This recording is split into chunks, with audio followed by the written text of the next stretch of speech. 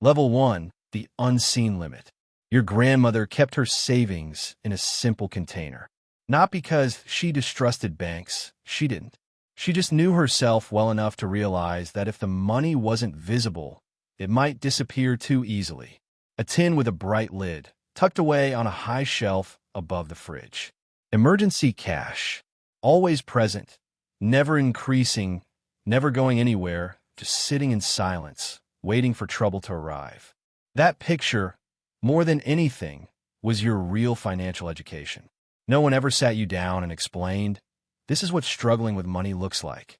No one handed you a guidebook titled, Why Money Will Be Hard for You. It was far more subtle than that. It lived in small moments. The way your mother's expression tightened when the car made a strange sound.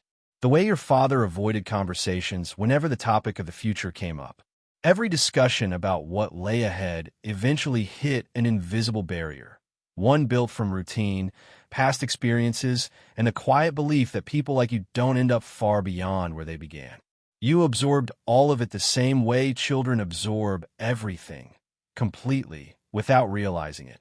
Before you even understood money, you already felt its weight. A permission slip stayed unsigned because the fee came at the wrong time. You rotated the same few clothes and convinced yourself it was by choice. You learned not to ask for things, not because your parents were unkind, but because the look on their faces when you asked felt heavier than going without. That look taught you lessons no classroom ever could. It taught you that wanting more was risky, that ambition belonged to someone else, that the right attitude for someone in your position was appreciation for what existed, not desire for what didn't. And for a long time, you believed it. The ceiling stayed invisible because no one ever needed to point it out. You simply grew until you reached it, and then stopped, just like everyone around you had. That was the pattern. That was what was expected. But something didn't sit right. You felt it long before you could explain it. A quiet tension in your chest that never fully disappeared. A sense that the path you were given didn't match the reality in front of you. That the rules you learned were true, but only for certain people. And then, eventually something shifted. Level 2, the first fracture. You're young, maybe 17, maybe 22. The exact age isn't important. The moment is. You're in an ordinary place, a break room, a bus seat, your bedroom late at night with only a laptop lighting your face, and you come across something. You read it, see it, or hear it from someone. And a single thought enters your mind, quiet but powerful. These people didn't begin with more than I did. They just refused to believe the limit was real. That idea can become the best thing that ever happens to you, or the start of a long, difficult journey. Most likely both. What no one explains about stepping outside the life you were handed is that it doesn't feel inspiring. It doesn't feel like a highlight reel. It feels disorienting, like losing your balance, unsure whether you'll land somewhere solid or keep falling. You begin learning in private, constantly. You don't talk about it because you already know the reaction. Someone you know once tried something similar and was called unrealistic until they gave up, and then they were praised for being practical. The people around you are quick to reject anything unfamiliar. Ambition doesn't blend in. It stands out and it gets challenged. So you stay quiet. You read late into the night. You watch videos with headphones on. You fill pages with ideas that seem both simple and impossible at the same time. You start building a second world inside your mind. And the distance between that world and your current reality makes everything feel slightly off. Eventually, you try something. Maybe it fails almost immediately. Maybe it drags on for months before fading away. The outcome isn't the point. The point is that you acted, and that alone separates you from most people who will spend their lives saying, I almost did, or I had an idea once. But that separation isn't free. There's a cost attached to it. You just haven't faced it yet. The bill is on its way. Level 3, the part no one shows. 2 years in, maybe 3. Your bank balance doesn't match the effort you've poured in. This is the chapter that disappears from every success montage, every how I made my first million story, every polished post from someone who made it and now teaches others how to do the same. They leave this out because it's slow, messy, and hard to package. This is the phase where you're exhausted in a way that sleep doesn't solve. Repeating the same process for the 100th time, still not getting the result you hoped for, while everyone around you seems to be living a normal life that, if not exciting, at least looks peaceful. Your friends stop calling you to hang out. Not out of spite, they just stopped expecting a yes and eventually stopped asking. You told yourself it was fine. That sacrifice is part of the path. And it is. But even chosen sacrifice comes with a cost. Your family starts asking questions, and there's a subtle tension in them. When is this going to become something real? Not because they want you to fail, they don't, but because they're worried, and worry often turns into pressure. Your mother offers you money. The fact that she's offering something she can barely spare makes it feel heavier, not comforting. Then you take a hit, and not a small one. Maybe you invested months of savings into something that didn't work, and now you're left staring at that exact number, trying to figure out what it says about you. You don't sleep properly for days. There's a moment, one clear, sharp moment, where everything you're doing feels not just difficult, but pointless.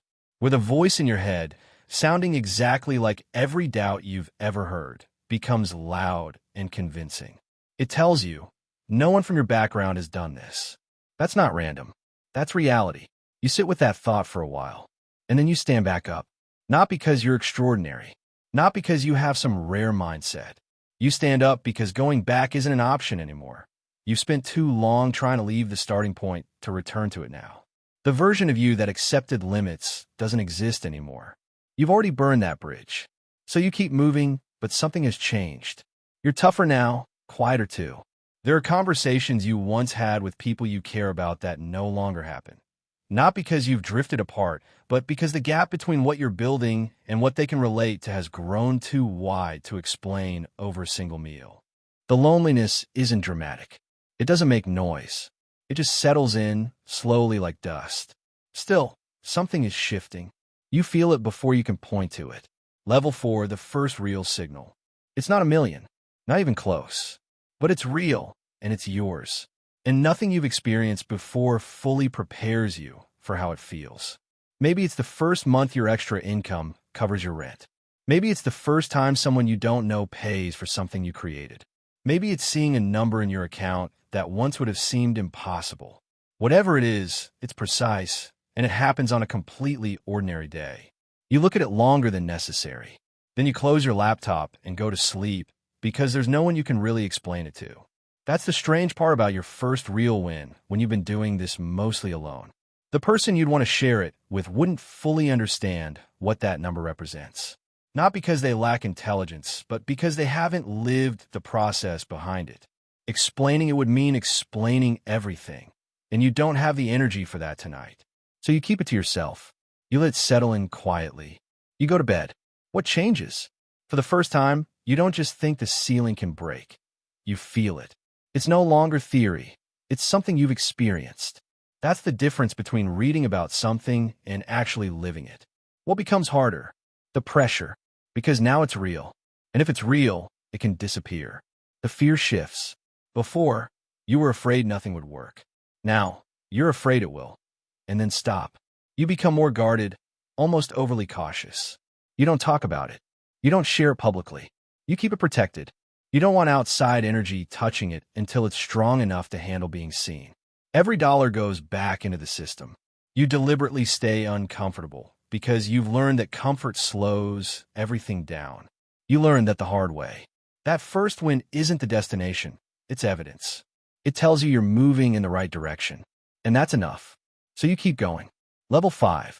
The crossing. The number becomes real on an ordinary Wednesday. Nothing cinematic. No background music. You're sitting somewhere simple. Your car, your kitchen table, maybe a desk you finally allowed yourself to buy, and you run the numbers like you've done countless times before. But this time, they land differently. 7 figures. For the first time, that number belongs to you. Your name, your account. You check it, close it, open it again, check it again. You always imagined this moment would feel like a finish line, like finally exhaling after holding your breath for years. You expected something, some physical signal, some internal confirmation that says, this is it. You made it. But instead, there's silence. That's the part no one explains. The strange, overwhelming quiet of stepping into something no one before you has experienced. There's no frame of reference for it in your family, no language for it in the environment you came from. The people who raised you don't have a word for what just happened. So you sit there in the stillness, like someone standing in an empty room where everything familiar has been removed. You think about calling your mother. You do call her. You talk for a while. You never mention the number. Not because you're hiding it, but because you don't know how to explain it without it sounding like something it's not, like showing off or creating distance. Like you've crossed to the other side of something, and you're not sure if describing it would bring her closer or just make the distance feel bigger. So you keep it simple. You say you're doing okay.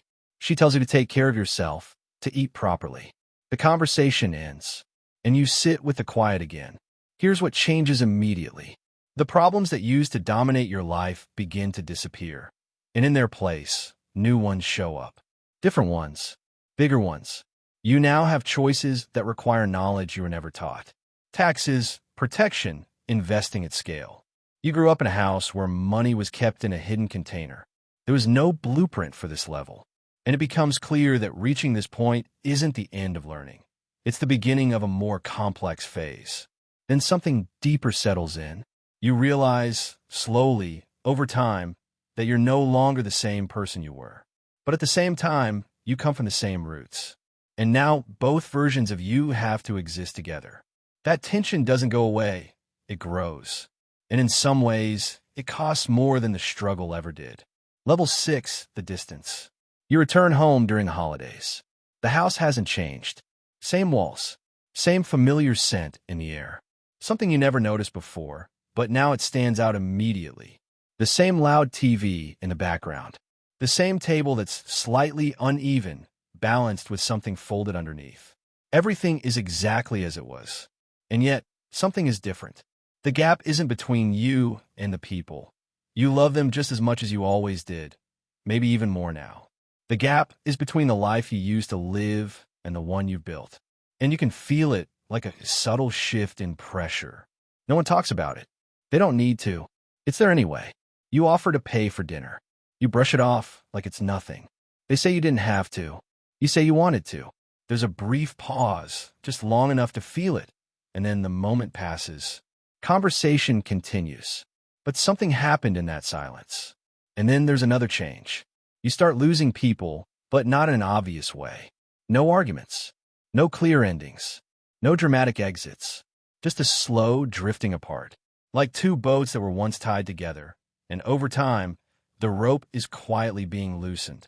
By the time you realize how far you've drifted, the place you started from is barely visible, just a distant outline. Old friends begin to respond to you differently.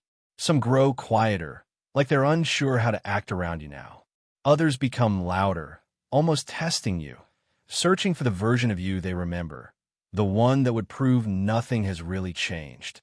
And when they don't find him, they're left unsure how to connect with who you've become. One friend, someone you've known most of your life, makes an offhand comment over dinner. It sounds like humor on the surface, but underneath it carries something heavier. You notice it. He doesn't take it back. You both let it slide, pretending it meant nothing. But after that, the calls become less frequent. The distance grows quietly. At the same time, there are people who don't just drift, they leave.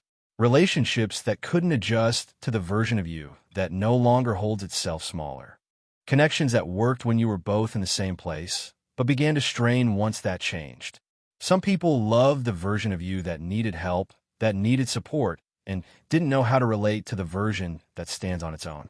You feel those losses, but you don't talk about them. There aren't words that fit. You can't explain it publicly. You can't describe it without it sounding harsh or self-important. That success can isolate you in a way that mirrors failure. Both can leave you alone, wondering if anyone truly understands who you are now. And then there's the guilt, the kind no one prepares you for. Not a vague feeling, but something specific, something that stays with you. The feeling of seeing your mother still worry about money when you could remove that burden instantly, and not knowing how to do it without shifting something fundamental between you. The guilt of moving forward. The guilt of making it through something that wasn't meant to be easy to escape. It becomes something you carry. Over time, you adjust to its presence. You don't really put it down. Level 7, the weight. There's a version of this journey where success feels like freedom, and in many ways, it truly does. You can finally say yes to opportunities you once had to turn down. You go to sleep without that constant, quiet anxiety about money that used to sit beneath everything. You can help people, not just with advice, but in real, tangible ways that actually make a difference. You can give your children a starting point that's completely different from your own. And that alone makes every difficult moment worth it. The late nights, the setbacks, the uncertainty, the sacrifices. That part is real. But alongside that freedom comes something else. A responsibility that doesn't disappear. You're the first in your line to reach this point. That means there's no guide, no inherited knowledge, no one who can show you how to carry it or how to pass it on. Wealth doesn't sustain itself automatically. It needs structure, planning, intention. And no one taught you how to build that. You're designing the system while living inside it at the same time. You start thinking about your children, or the ones you might have in the future. You think about what you want to give them and what you don't. You want them to feel secure, but not in a way that removes struggle entirely. Not in a way that takes away drive, curiosity, or the understanding of effort. You want to give them a strong foundation without taking away the hunger that pushes them forward. But you don't have all the answers yet. You're learning as you go, just like you always have. Your family sees you differently now. There's pride, real pride, that you can feel every time you're around them. But there's also a subtle shift, something that no one planned, but happened anyway. The dynamic changes quietly, just like everything else did. You become the person they turn to, not just for money-related issues, but for guidance, decisions, solutions. Somehow, you become the one with answers. And that's both an honor and a weight, because you're still figuring things out yourself. You're still adjusting. You just appear steady from the outside. And in those rare moments of stillness, early in the morning, before everything begins, when the noise fades and you can actually hear your own thoughts, you notice a feeling that's hard to describe. Something without a clear name. It's not regret. It's not loneliness. It's not even pride. It feels more like a kind of weight. The weight of being the one who made it through. The weight of a family line that carried a certain pressure for generations. And then, with you, it stopped. The weight of understanding that what you build now doesn't just affect you. It carries forward into lives that haven't even begun yet. Children, grandchildren, people who will inherit not only resources, but a new definition of what's possible. The limits they see, the space they believe they belong in, you reshape all of that. The old ways are gone. In place of that hidden container are systems, accounts, and opportunities your grandmother could never have imagined. Structures your father never had access to. Choices your mother was never meant to consider. You didn't just reach a finish line, you moved it. And now you carry that shift with you every day. Not exactly as a burden, but as a responsibility. One you never asked for, but wouldn't give back even if you could. Because this is what no one explains about being first. You don't just push past the limit for yourself. You erase it for everyone who comes after. They won't even know it was there. They'll look up and see nothing but open space and assume that's how it's always been. Endless. Obvious. Within reach. They won't know about the years you spent pressing against something invisible. They won't see the late nights, the failed attempts, the quiet isolation of reaching milestones with no one who truly understands what they mean. They won't remember the conversations where you struggled to put into words what you were carrying. And that's exactly how it should be. That's the purpose of all of it. You didn't do this for applause. You didn't do it for recognition, or to prove a point, or to become someone who gets to say I was right. You did it so the next person doesn't have to begin where you did. That's what generational wealth really means. It isn't just a number. It's a different place to start. You built it from almost nothing. From small beginnings, from quiet struggles, from a family that gave you everything they could within the limits they understood. You took something unseen and turned it into a foundation. What once held you back now holds everything up. And from here, the view is different than you expected. Heavier, calmer, more grounded in reality. And still, there's no version of an easier life you would trade it for. Subscribe so you don't miss the next one. See you in the next.